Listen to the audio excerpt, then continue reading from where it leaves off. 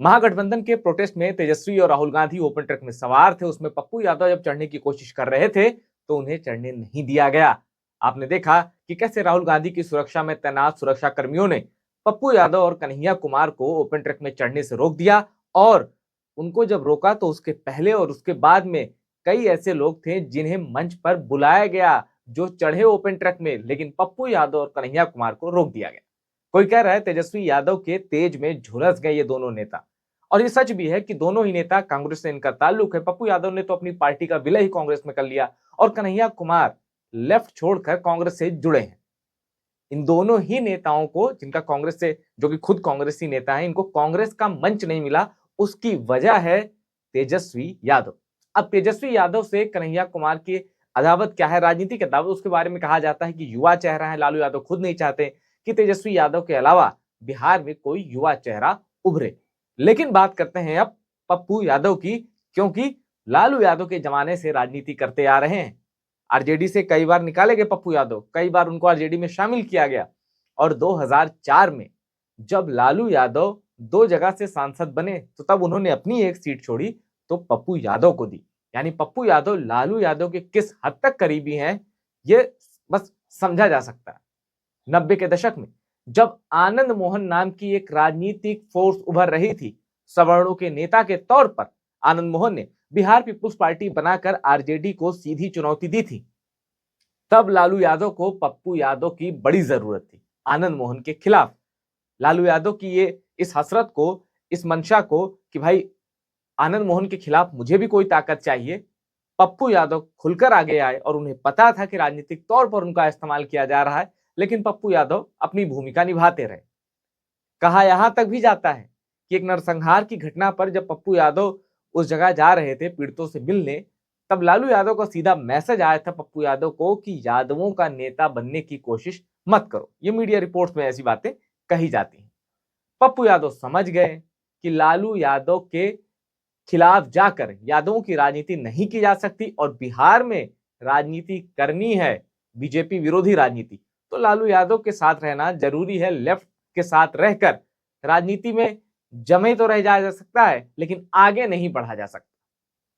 पप्पू यादव 90 के शुरुआती दशक में एक जबरदस्त राजनीतिक सेंस के साथ आज तक राजनीति में सक्रिय हैं, और बिहार के बाहर भी उनका नाम जाना जाता है। बहुत कम ऐसे सांसद हैं जिनका नाम, जो बिहार के सांसद हैं, बिहार में चुनाव लड़ते हैं, और जिनका नाम बिहार के बाहर भी जाना जाता है, जो एक्टिव रहते हैं। उनमें से एक नाम पप्पू यादव का है। बाहुबली है, मर्डर तक के इन पे आरोप लगे हैं, जेल में सजा तक काट के आई है, जेल में रहने के दौरान ये चुनाव भी नहीं लड़ पाए हैं। अपनी मां को लड़ाया था, वो हार गई थी चुनाव, लेकिन इसके बावजूद पप्पू यादव राजनीति में बने हुए हैं। अब राहुल गांधी अगर ओपन ट्रक में सवार हैं, पप्पू यादव वहां जाते तो तेजस्वी यादव क्या असहज हो जाते? बिल्कुल हो जाते। क्यों? आप याद करिए 2024 का लोकसभा चुनाव पूर्णिया का, जहां पूरी सेटिंग हो गई थी कि भाई पप्पू यादव चुनाव लड़ेंगे कांग्रेस के टिकट पर पूर्णिया से, लेकिन वो सीट चली गई महागठबंधन में, कोटे के तहत वो सीट चली गई आरजेडी को। तेजस्वी यादव ने बीमा भारती को टिकट दिया, और तेजस्वी यादव बीमा भारती का प्रचार करने पहुंचे। पप्पू यादव जो कि वहां से निर्दलीय लड़ रहे थे, इंडिपेंडेंट पप्पू यादव ने पर्चा भरा। बीजेपी और जेडीयू का गठबंधन था, तो पप्पू यादव ये चुनाव जीत गए, लेकिन आरजेडी के ऑफिशियल जो कैंडिडेट थी बीमा भारती, उनकी करारी हार हुई। और ये हार तेजस्वी यादव की भी हार थी, क्योंकि बीमा भारती को जिताने के लिए तेजस्वी यादव ने सारे जतन कर लिए थे। 30,000 वोट भी नहीं मिला आरजेडी की प्रत्याशी को। पप्पू यादव निर्दलीय होकर चुनाव जीत गए। यहां फिर पप्पू यादव ने साबित किया कि अगर बिहार में उनको दबाना है तो ये काम बड़ा आसान है नहीं, खासकर पूर्णिया में, खासकर मधेपुरा में। और याद करिए 2014 का लोकसभा चुनाव, जब पूरे देश में नरेंद्र मोदी की आंधी थी, बीजेपी का उभार था, ऐसे में भी, इस वेव में भी पप्पू यादव बिहार में मधेपुरा की सीट बचाने में कामयाब हो गए। अब ट्रक वाली घटना पर जब पप्पू यादव से पूछा जा रहा है तो पप्पू यादव कह रहे मेरा कोई अपमान नहीं हुआ, बस ये धक्का मुक्की मुझे थोड़ी चोट लग गई।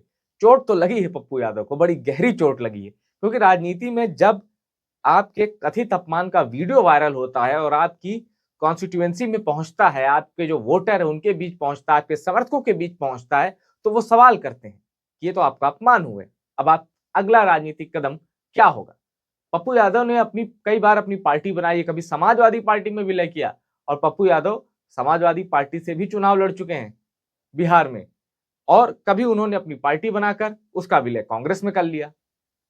तो ये हुआ है पप्पू यादव के साथ। पप्पू यादव ने राजनीतिक रूप से कई बार खुद की अहमियत बनाए रखने की खातिर बड़ी पार्टियों का सहारा लिया है। आरजेडी से निकाले जाने के बावजूद फिर वो आरजेडी से जुड़े हैं। पप्पू यादव को पता है कि आरजेडी की ताकत क्या है बिहार में, और वो ताकत जब पप्पू यादव के साथ मिलती है तो भला पप्पू यादव का भी होता है और भला आरजेडी का भी होता है। लेकिन अब दोनों महागठबंधन के हिस्सा तो हैं भाई, पप्पू यादव कांग्रेस में है, आरजेडी भी महागठबंधन का हिस्सा है और कांग्रेस भी।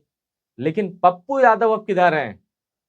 क्या वो महागठबंधन में रहकर भी बाहर वाला काम तो नहीं करेंगे? क्योंकि पप्पू यादव पर पहले भी आरजेडी कई बार पार्टी विरोधी गतिविधियों का आरोप लगाकर हटा चुकी है। तो पप्पू यादव अब क्या करते हैं ये देखने वाली बात होगी, क्योंकि जिस शैली के वो शख्स हैं, ये अपमान वो कितना पचा पाएंगे, देखने वाली बात होगी। आपको क्या लगता है?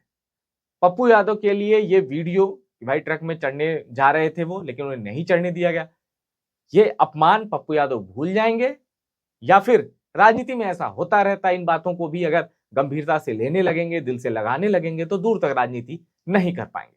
आपको जो भी लगता है अपनी राय कमेंट करके बताइए, और टॉप सीक्रेट को सब्सक्राइब जरूर करिएगा।